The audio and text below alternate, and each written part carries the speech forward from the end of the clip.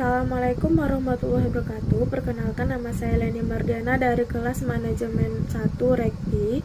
Tujuan saya membuat video ini adalah untuk menyelesaikan salah satu ujian komunikasi bisnis digital. Di sini saya akan menjelaskan beberapa materi. Untuk yang pertama yaitu materi tentang keterampilan prestasi bisnis.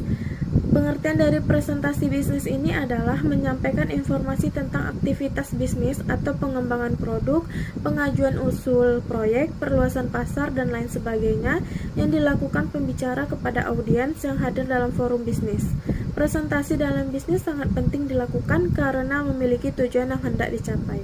Tujuan presentasi bisnis ini sendiri adalah menginformasikan pesan-pesan bisnis kepada audiens, menghibur audiens, menyentuh rasa emosi audiens, memotivasi audiens untuk bertindak. Persiapan dalam melakukan presentasi bisnis ini adalah penguasaan terhadap topik atau materi yang akan dipresentasikan, penguasaan berbagai alat bantu presentasi, menganalisis audiens. Seorang pembicara perlu mengenal siapa sebenarnya yang menjadi audiens, menganalisis berbagai lingkungan lokasi atau tempat untuk presentasi. Manfaat dari presentasi bisnis ini adalah efisiensi, efektivitas, dan juga dampak. Dan untuk materi yang kedua yaitu saya akan menjelaskan tentang komunikasi interpersonal dan juga komunikasi kelompok. Untuk yang pertama yaitu komunikasi interpersonal. Pengertian dari komunikasi interpersonal ini adalah proses pertukaran informasi, ide, pendapat, dan perasaan yang terjadi antara dua orang atau lebih. Contohnya itu komunikasi interpersonal antar pribadi seperti percakapan antara kedua teman. Ciri-ciri dari komunikasi interpersonal ini adalah bahasa yang digunakan bisa formal dan informal, memakai media tertentu misalnya telepon, ponsel, dan email, dilakukan dua orang atau lebih. Dan sini saya juga akan menjelaskan komunikasi kelompok. Pengertian dari komunikasi kelompok ini adalah sebagai interaksi secara tatap muka antara tiga orang atau lebih dengan tujuan yang telah diketahui, seperti berbagi informasi, menjaga diri, pemecahan masalah, yang mana anggota-anggotanya dapat mengingat karakteristik pribadi anggota-anggota yang lain secara tepat. Klasifikasi kelompok itu terbagi dari dua, yaitu kelompok primer dan juga kelompok sekunder.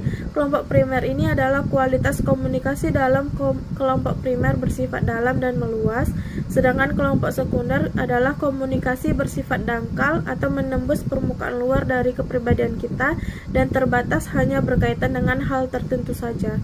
Fungsi dari komunikasi kelompok ini pun terbagi menjadi dua, yaitu fungsi menjalin hubungan sosial dan juga fungsi pendidikan.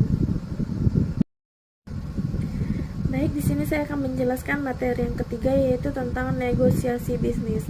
Pengertian dari negosiasi ini adalah suatu cara untuk menetapkan keputusan yang ada disepakati dan diterima oleh dua pihak dan menyetujui apa dan bagaimana tindakan yang akan dilakukan masa mendatang. Unsur-unsur dari negosiasi ini terbagi dari 4, yaitu ketergantungan dalam suatu tingkatan antara pihak yang terlibat. Yang kedua, ketidaksepakatan atau konflik, baik konflik nyata atau yang tersembunyi. Yang ketiga, interaksi yang oportunistik atau setiap pihak punya keinginan untuk berusaha mempengaruhi orang lain. Yang keempat, kesepakatan. Tujuannya yaitu terbagi dari 4, yaitu agresif, berusaha memperoleh keuntungan dari kerugian pihak lawan, kompetitif, berusaha memperoleh sesuatu yang lebih dari lawan, kooperatif, berusaha memperoleh kesepakatan yang saling menguntungkan, pemutusan diri, yaitu berusaha memperoleh keuntungan tanpa memperhatikan penerimaan pihak lain. Materi yang keempat yaitu tentang etika dalam komunikasi bisnis.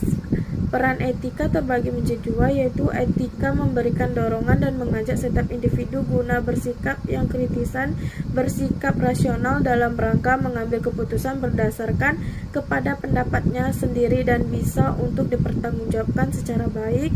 Yang kedua yaitu etika mampu memberikan pengarahan kepada masyarakat guna berkembang menjadi sebuah masyarakat yang teratur, tertib, dan damai serta sejahtera dengan mematuhi seperangkat norma yang berlaku guna terwujudnya kesejahteraan sosial dan ketertiban. Macam-macam etika ini ada dua, yaitu deskriptif, berusaha mendorong secara kritis dan rasional mengenai sikap dan perilaku manusia sebagai sesuatu yang bernilai. Yang kedua, normatif, berusaha menetapkan sikap dan pola pelaku ideal yang seharusnya dimiliki oleh manusia. Manfaatnya etika dalam bisnis ini yaitu dengan memiliki sebuah etika, tentu saja klien merasa lebih dihargai dan tentu saja mampu memberikan gambaran kualitas perusahaan pada klien. Selain itu, jaminan adanya kerjasama yang baik terjalin dengan pribadi yang memiliki kualitas dari juga etika. Citra perusahaan bisa menjadi baik, tidak adanya citra buruk dan membuat jalannya bisnis menjadi lancar terkendali. Materi yang terakhir yaitu tentang teknologi digital dalam komunikasi. Apa sih pengertian dari teknologi digital? Adalah suatu alat yang tidak lagi menggunakan tenaga manusia secara manual, tetapi lebih pada sistem pengoperasian otomatis dengan sistem komputerisasi atau format yang dapat terbaca oleh komputer. Manfaat mempelajari penggunaan teknologi informasi dalam komunikasi bisnis ini ada 4, yaitu memperoleh, mengenal serta mengerti definisi teknologi informasi.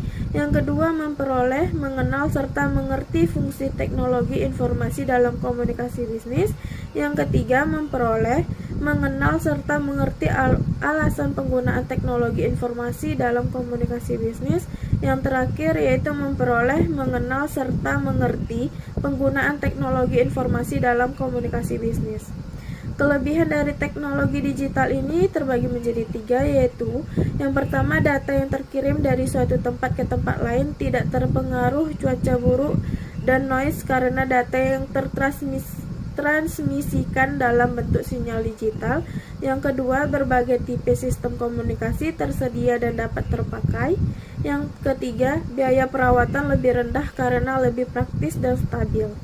Kekurangan dari teknologi digital ini terbagi menjadi 3 juga, yaitu yang pertama, kesalahan yang mungkin terjadi pada saat mengubah sinyal analog ke digital.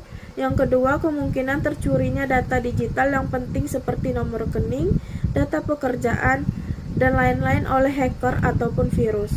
Yang ketiga, membuat ketergantungan yang berlebihan pada penggunanya yang dapat menghambat kemampuan empati dan sosial secara nyata.